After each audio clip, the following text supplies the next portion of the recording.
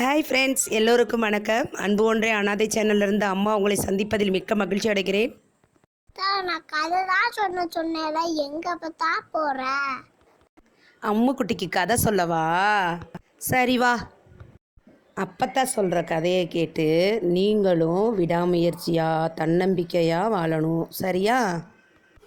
சரி அப்பத்தா. ஒரு ஊரில் ஒரு சலவை தொழிலாளி வாழ்ந்து வந்தான். அவன் பொதி சுமக்கும் கழுதை ஒன்று அவன் தோட்டத்தில் இருந்த வறண்ட கிணற்றில் அந்த கழுதை தவறி விழுந்துருச்சான். அந்த கிணற்றில் விழுந்த கழுதை அலறிக்கொண்டே இருந்துச்சான். அப்போ சலவை தொழிலாளி, கிணற்றில் இருக்கும் கழுதையை நம்ம எப்படி காப்பாற்ற போகிறோன்னு சொல்லி அவன் விடிய விடிய யோசிச்சானான். அவனுக்கு ஒரு யோசனையும் வரலையாம்.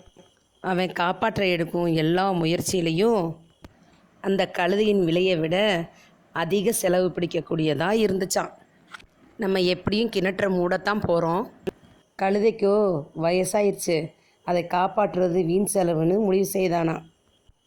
அடுத்த நாள் அக்கம் பக்கத்தினரை உதவிக்கு கூப்பிட அனைவரும் வந்தாங்களாம். வந்த அனைவரும் மண்வெட்டியால் மண்ணை அள்ளி கிணற்றில் அனைவரும் போட ஆரம்பித்தாங்களாம். அந்த கழுதையோ மரண பயத்தில் அலறியதான். ஆனால் அதை அலறலை யாருமே கண்டுக்கலையாம். இவர்களோ தொடர்ந்து மண்ணை அள்ளி அள்ளி கொட்ட கொஞ்ச நேரம் கழித்து கழுதையின் அலறல் சத்தம் நின்றுச்சான். என்னடா சத்தத்தை காணான்னு சலவை தொழிலாளி கிணற்றை எட்டி பார்த்தானா. அப்போது அவன் பார்த்த காட்சி அவனை வியப்பில் ஆழ்த்தியதான். இவர்கள் மேலும் மேலும் மண்ணை போட போட கழுதை தனது முயற்சியை கைவிடாமல் அதன் உடலை உதறி மண்ணை கீழே தள்ளி அதன் மீது ஏறி வந்து நின்றதாம். இப்படியே பல அடிகளை கடந்து கிணற்றின் விளிம்பிற்கே வந்து விட்டதாம். கழுதையோட விடாமுயற்சியை பார்த்து அனைவரும் வியந்துட்டாங்களாம். கழுதை வெளியில் வந்த மகிழ்ச்சியில் பலமாக கனைத்து கொண்டு ஒரே ஓட்டமாக ஓடி தோட்டத்துக்குள் சென்று மறைந்ததாம். அன்பான நண்பர்களே,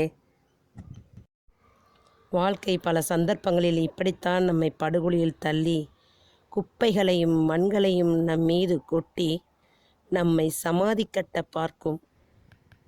ஆனால் நாம தான் இந்த கழுதையைப் போல தன்னம்பிக்கையும் விடாமுயற்சியும் கொண்டு அவற்றை உதறி தள்ளி மேலே வர வேண்டும்.